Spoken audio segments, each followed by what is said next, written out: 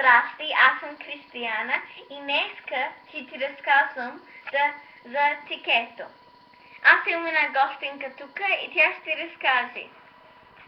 Харесва ли ти там? Да, голямо забавление.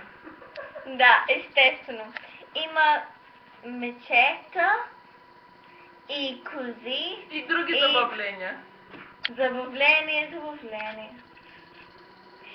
И много семейно забавление.